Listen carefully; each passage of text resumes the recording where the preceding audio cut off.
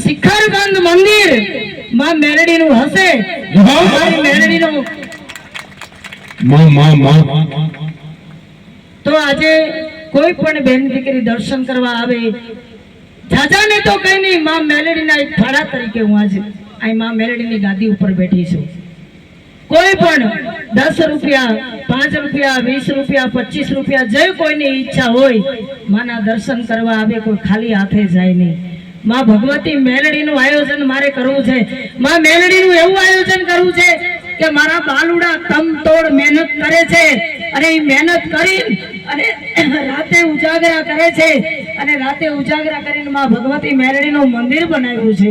તમે જુઓ તો ખરા, એ મેલડીની વ્યાખ્યા તો જુઓ.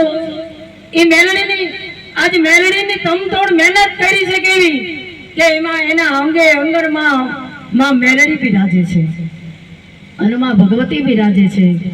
આજે માં મેલડીને એટલી વિનંતી કરું છું કે માં ભગવતી, આજ હું એક તારી દીકરી થઈને આવી છું.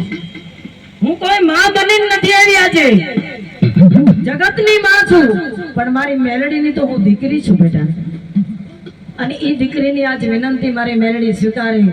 અને માં ભગવતી આજ આટલી મેદનીની અંદર આજ હું બોલીને જાઉં છું કે અહીંયા જેથી શિખરબંધ મંદિર હશે તે દિવસે મારી મેલડીની ધજા ચડશે ઇન્દુબાના હાથે.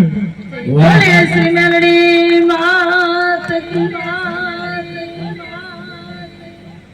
હવે આપણે બહુ સમય નહીં લેતા, શું કે આપણે પ્રવચન કરશું તો ઘણો બધો સમય વયો જશે. ઘણા બધા ભાનાધારી ભુવાઓ છે, આપણે બધાના દર્શન કરવાના છે. બધાય માં ભગવતીને લઈને જ આવેલા છે, બધાય ભગવતીના આપણે દર્શન કરવા છે.